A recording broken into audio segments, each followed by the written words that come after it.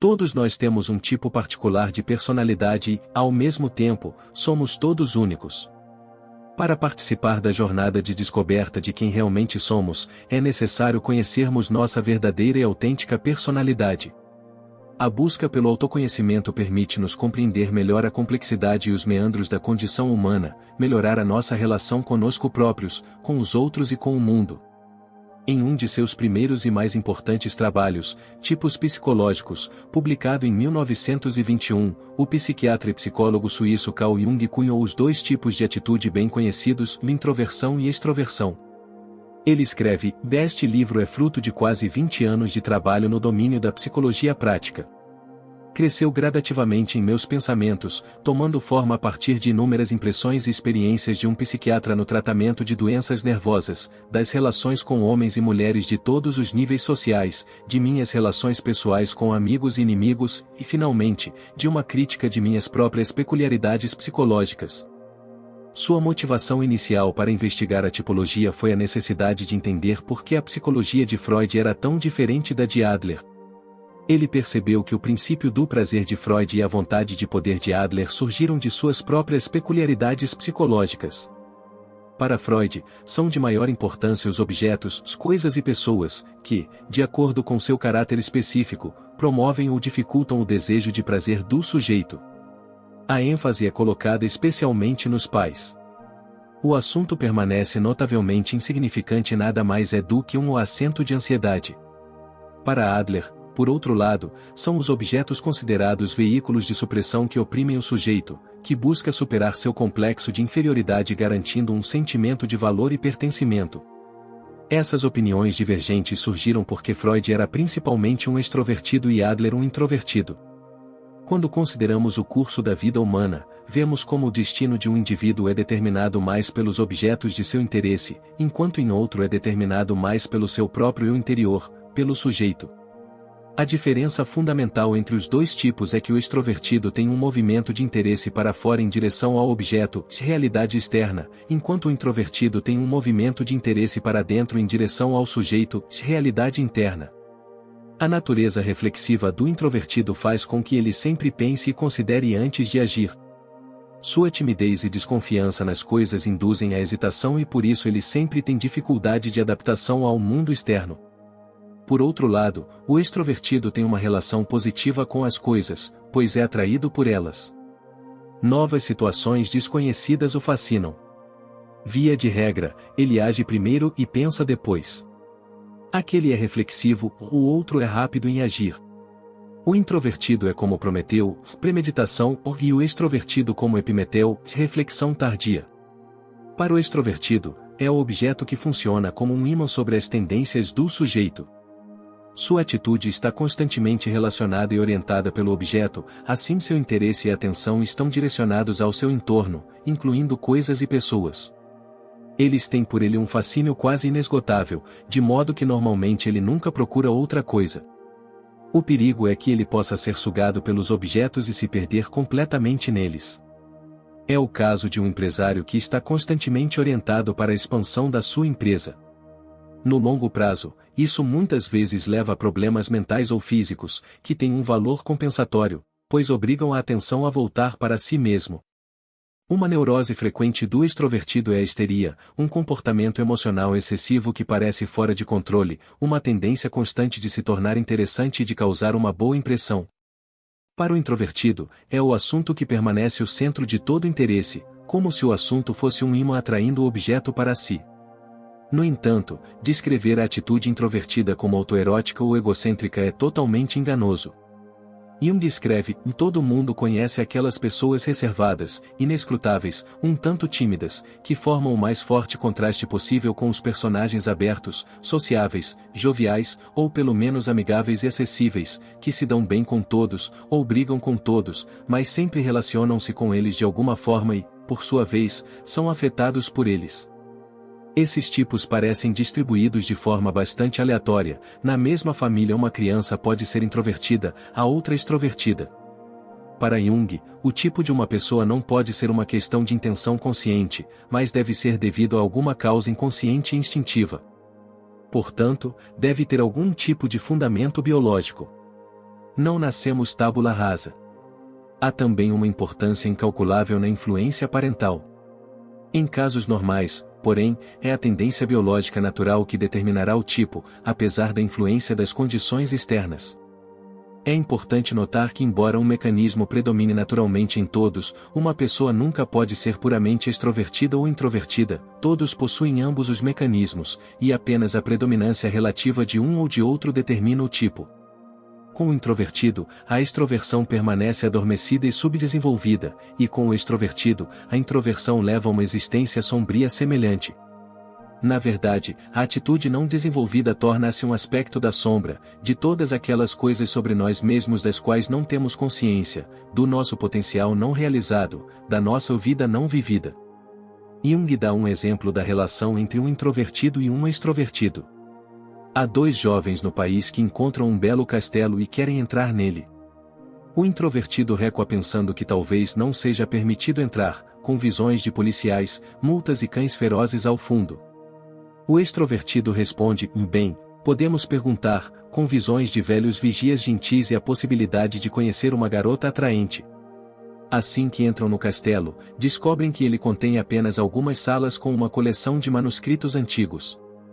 Esta é a principal alegria do introvertido, que solta gritos de entusiasmo e corre para contemplar os tesouros.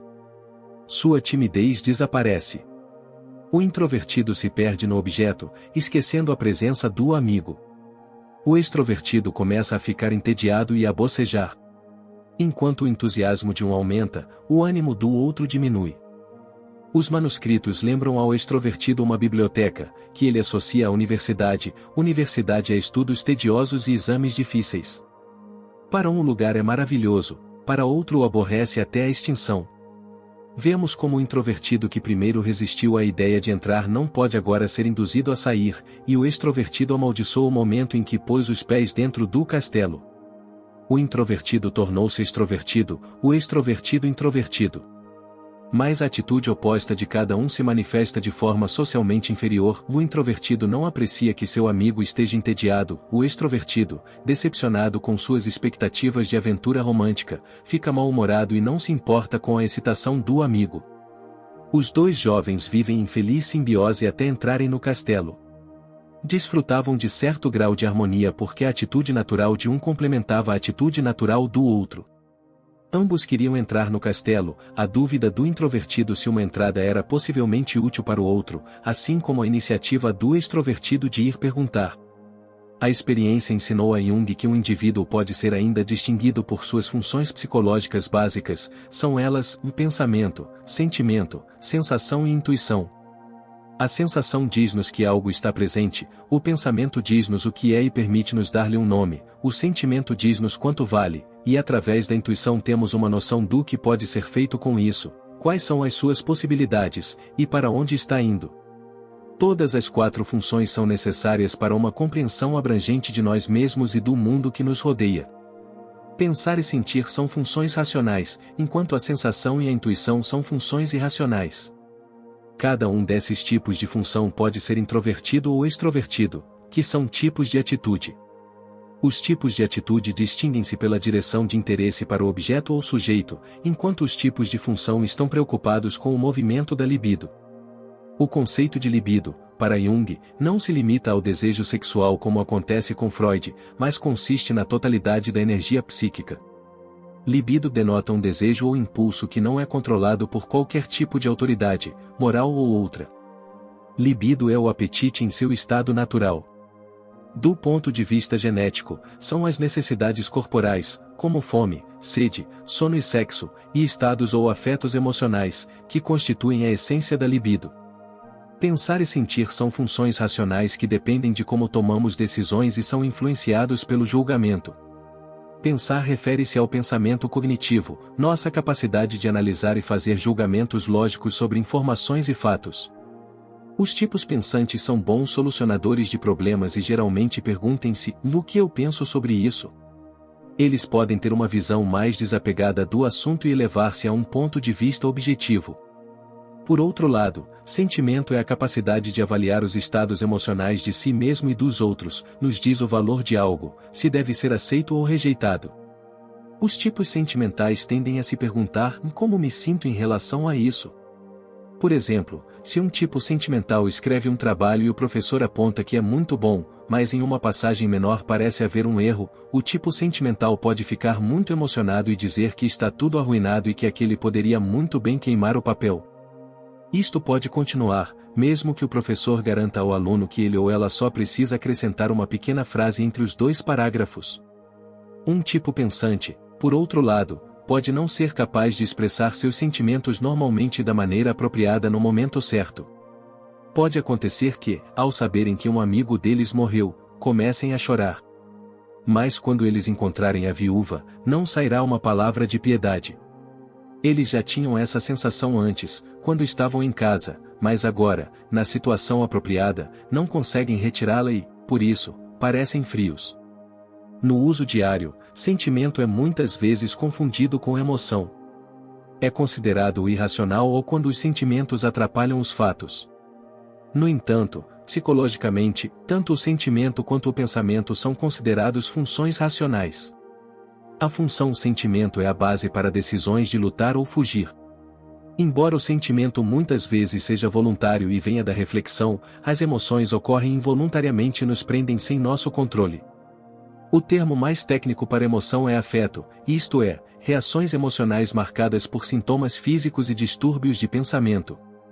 Um afeto é uma reação involuntária devido a um complexo ativo, um termo cunhado por Jung que se refere a um grupo de ideias ou imagens emocionalmente carregado.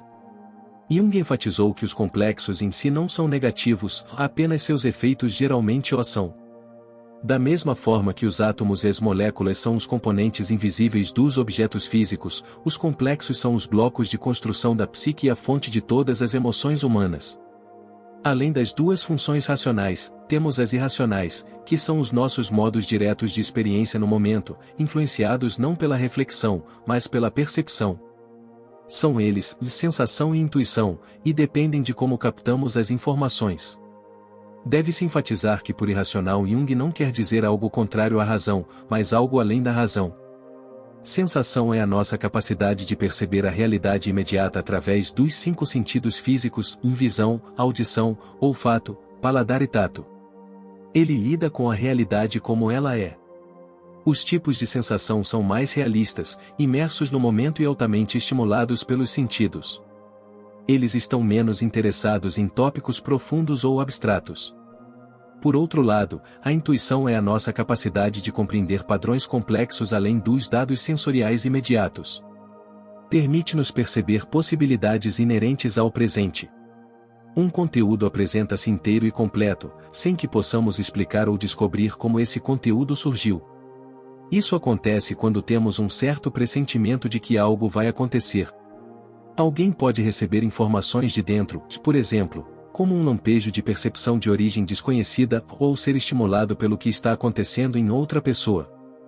Se um tipo intuitivo está trabalhando, por exemplo, moldando algo em argila e fazendo uma figura tosca de um animal, em vez de olhar para a sua natureza concreta e tentar fazer outra figura com menos defeitos, ele começará a falar sobre como esta prática deveria ser introduzida em todas as escolas, sobre todas as possibilidades da moldagem em argila, o que poderia ser feito com ela na educação da humanidade, e assim por diante.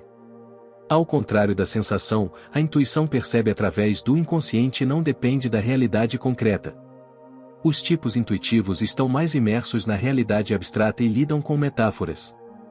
Os 2 tipos de atitude, juntamente com as 4 funções, produzem 8 atitudes funcionais ou tipos de personalidade, todos com peculiaridades próprias: pensamento extrovertido, pensamento introvertido, sentimento extrovertido, sentimento introvertido, sensação extrovertida, sensação introvertida, intuição extrovertida e intuição introvertida. Jung destacou que a classificação dos tipos de acordo com a introversão e a extroversão e as 4 funções básicas não é a única possível. No entanto, Jung parece ter tropeçado em uma mina de ouro psicológica. Esta estrutura quádrupla da psique continua a ser uma das descrições mais notáveis de como as pessoas podem compreender a si mesmas e a sua relação com os outros e com o mundo.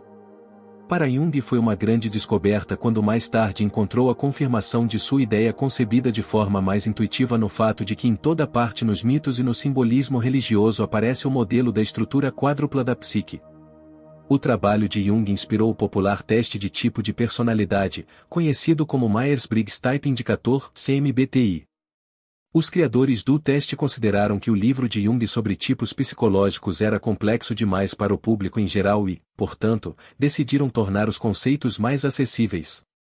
No teste, há um total de 16 tipos de personalidade diferentes.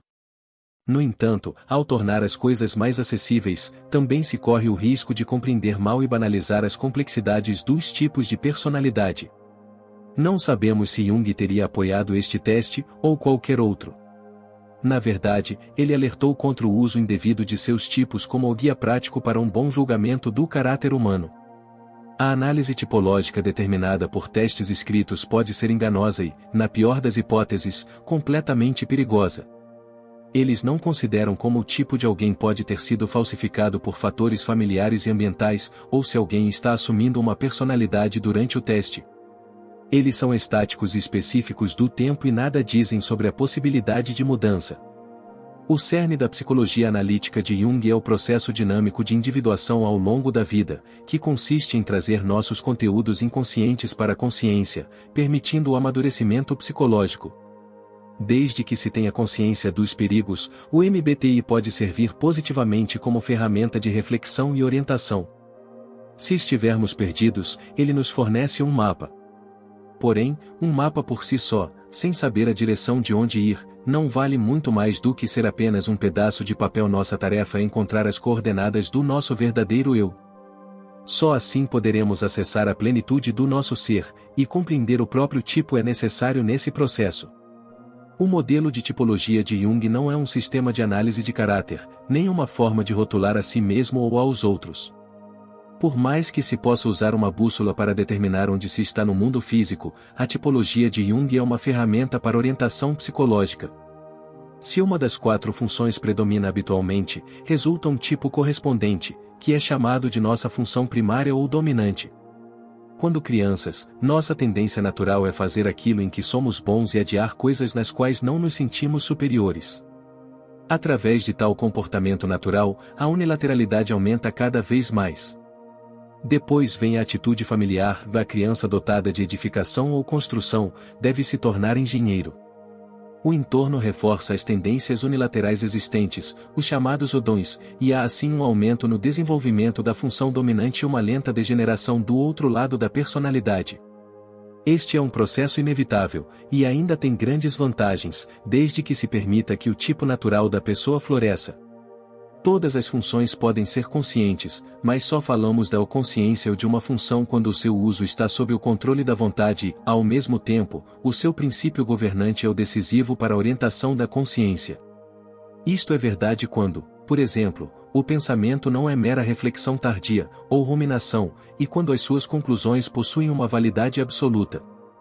Para Jung, esta soberania absoluta pertence sempre, empiricamente, a uma única função. Através do que Jung chama de processo de diferenciação, separamos uma função das outras. Sem isso não temos direção, pois a direção de uma função em direção a um objetivo depende da eliminação de qualquer coisa irrelevante. Uma função indiferenciada é uma condição arcaica caracterizada por confusão e ambivalência, que pode provocar uma dissociação da personalidade. Isso acontece quando as pessoas têm dificuldade em encontrar o seu próprio tipo, muitas vezes porque são tipos distorcidos, forçados pela atmosfera circundante a desenvolver outra função que não a natural. Por exemplo, disse a uma criança que deseja se tornar um artista que ela deve se tornar um médico. Ou quando a atitude dos pais é extrema e uma atitude semelhante também é imposta aos filhos. Por exemplo, digamos que um menino seja do tipo sentimental, cercado por pais e irmãos orientados para o pensamento. Ele será naturalmente a ovelha negra e terá que suprimir sua função principal. Ele pode seguir os passos do pai e se tornar engenheiro, mas terá grandes dificuldades com os estudos e mais tarde com o trabalho, se sentirá mal consigo mesmo e se considerará um fracasso. Pode chegar um momento, porém, em que o homem perceba que nunca se sentiu à vontade no mundo das máquinas, mas sim no trato com as pessoas. De repente ele encontra o caminho que ressoa com o seu ser e que a natureza esculpiu para ele. Via de regra, sempre que ocorre tal falsificação de tipo, o indivíduo torna-se neurótico e só pode ser curado desenvolvendo a atitude consoante com sua natureza. No entanto, nem tudo está perdido. Tal pessoa é forçada antecipadamente a fazer algo que na segunda metade da vida ela teria que fazer de qualquer maneira. Na análise, muitas vezes pode-se ajudar as pessoas a voltarem ao tipo original, e então elas são capazes de pegar a outra função muito rapidamente e alcançar um estágio desenvolvido. Em casos normais, porém, a primeira metade da vida consiste no desenvolvimento da função dominante, enquanto na segunda metade da vida desenvolve-se a função inferior. Antes mesmo de pensar em desenvolver a função inferior, que é completamente incompatível com a função dominante, é preciso desenvolver as funções auxiliares ou complementares, uma segunda e uma terceira função que tem uma influência codeterminante na consciência. Estes estão na fronteira entre a consciência e o inconsciente. Jung escreve, e naturalmente, apenas podem aparecer como auxiliares aquelas funções cuja natureza não se opõe à função dominante. Por exemplo, o sentimento nunca pode atuar como a segunda função ao lado do pensamento, porque é, pela sua própria natureza, fortemente oposto ao pensamento. O pensamento, para ser um pensamento real e fiel ao seu próprio princípio, deve excluir rigorosamente o sentimento. Um indivíduo pode muito bem ter pensamentos e sentimentos no mesmo nível, mas este é um caso de indiferenciação. A função auxiliar não pode ser antagônica à função dominante. Por exemplo, o pensamento pode facilmente emparelhar-se com a intuição ou a sensação como auxiliares, que, como funções da percepção, proporcionam uma assistência bem-vinda ao pensamento. Mas como observado, nunca com sentimento. A função auxiliar só é possível e útil na medida em que serve à função dominante, sem reivindicar a autonomia do seu princípio. Jung escreve, as combinações resultantes apresentam a imagem familiar de, por exemplo, pensamento prático aliado à sensação, pensamento especulativo avançando com a intuição, intuição artística selecionando e apresentando suas imagens com a ajuda de valores de sentimento, intuição filosófica sistematizando sua visão em pensamento compreensível por meio de um intelecto poderoso, e assim por diante. Não é fácil determinar o nosso tipo de personalidade porque tendemos a associá-lo às funções que desejamos possuir, e não às que temos.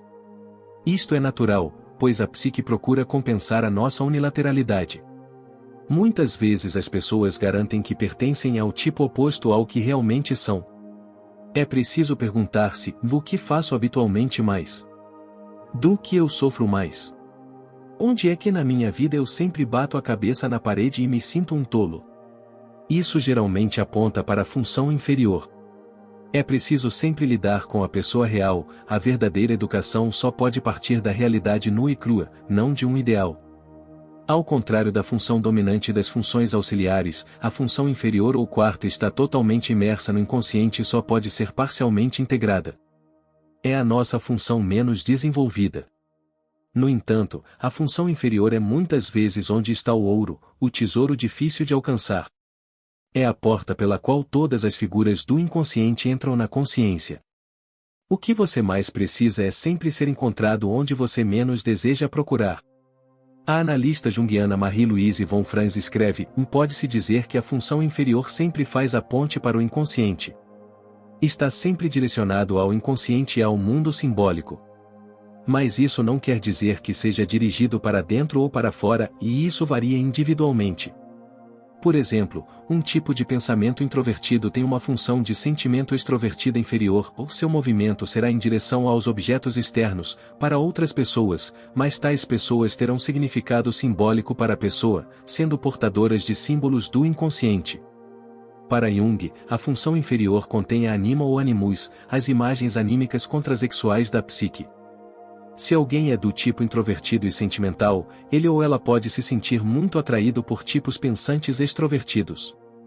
É comum que uma pessoa se relacione com o tipo oposto, de modo que se liberte momentaneamente da desagradável tarefa de confrontar a própria função inferior. Esta é uma das grandes bênçãos e fontes de felicidade nos primeiros estágios do casamento, pois todo o peso da função inferior se foi e um vive em abençoada unidade com o outro. Tudo parece mágico e romântico. Porém, depois de algum tempo de relacionamento, é essa mesma função que pode tornar o relacionamento destrutivo e tóxico. A função inferior é uma faca de dois gumes. O problema começa quando, em vez de procurar o equilíbrio, um tenta influenciar o outro com o seu tipo de personalidade e tenta procurar compreensão e apenas para descobrir que nunca se entenderam, pois cada um fala uma língua diferente. Começa então o conflito entre os dois tipos. O valor de um é a negação do valor do outro, portanto a depreciação mútua. Jung escreve: a função inferior é praticamente idêntica ao lado negro da personalidade humana. O mesmo acontece novamente na escolha dos analistas.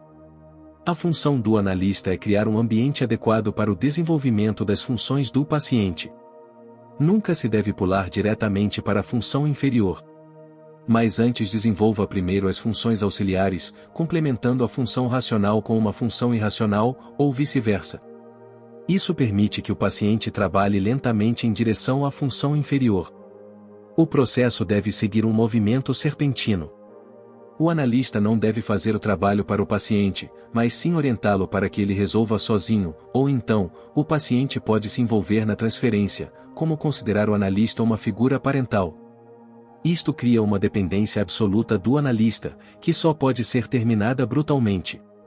Se o analista for o tipo oposto do paciente, ele deve ter cuidado para não exibir demais a função superior, ou parecer uma figura sábia, mas sim tornar-se um aliado na jornada psicológica do paciente. O analista deve ir contra o seu sentimento real, fingir que não sabe ou se sente incapaz, para não paralisar as primeiras tentativas que o paciente possa fazer nesse campo. A essência da função inferior é a autonomia, é independente, ataca, fascina e nos gira. Diz-nos que não somos mais senhores de nós mesmos e não podemos mais distinguir corretamente entre nós e os outros. A maioria das pessoas, quando sua função inferior é de alguma forma tocada, torna-se terrivelmente infantil, não suporta a menor crítica e sempre se sente atacada. No entanto, simplesmente criticar as pessoas só as deixará absolutamente desnorteadas e emocionais, e a situação estará arruinada. É preciso esperar o momento certo, por uma atmosfera pacífica, e então cuidadosamente, com um longo discurso introdutório, poderemos fazer algumas pequenas críticas sobre a função inferior. É comum perder a paciência nesse processo e desistir. Isso é impossível. Mas é assim por boas razões. Se pensarmos no ponto de viragem da vida e nos problemas do envelhecimento e da introspecção, então este abrandamento de todo o processo vital, introduzindo a função inferior, é exatamente o que é necessário. É importante sublinhar novamente, e para evitar mal-entendidos, e que nenhum sistema de tipologia é mais do que um indicador grosseiro do que as pessoas têm em comum e das diferenças entre elas. Depois de rotular alguém, você o nega.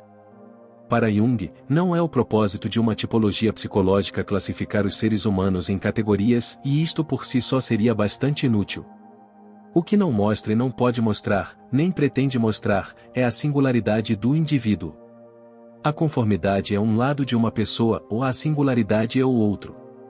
Mais uma coisa Jung confessou, que não dispensaria por nada essa bússola em suas viagens psicológicas de descoberta. Sem algum tipo de modelo, estamos simplesmente perdidos em uma caverna escura sem fonte de luz. Não podemos dizer, pensar ou fazer nada que não seja influenciado pela nossa maneira particular de ver o mundo, que por sua vez é uma manifestação da nossa tipologia. Esta é uma lei psicológica da natureza.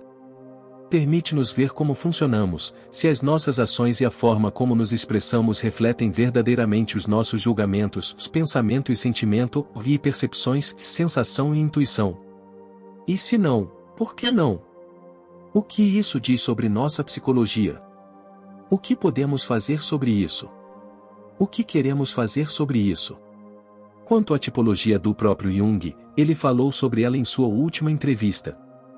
Suas investigações e insights científicos apontam para uma função de pensamento dominante e ele também tinha muita intuição.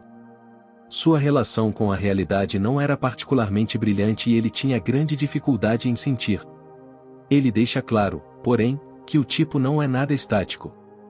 Isso muda no decorrer da vida. Quanto a saber se Jung era principalmente introvertido ou extrovertido, sentimos-nos em terreno mais seguro. Quando nenhuma resposta vem de dentro para os problemas e complexidades da vida, eles acabam significando muito pouco. As circunstâncias externas não substituem a experiência interna. Portanto, minha vida tem sido singularmente pobre em acontecimentos exteriores. Não posso dizer muito sobre eles, pois me pareceria vazio e insubstancial. Só posso me compreender à luz dos acontecimentos internos. São estes que constituem a singularidade da minha vida. Obrigado por assistir. Até o próximo vídeo.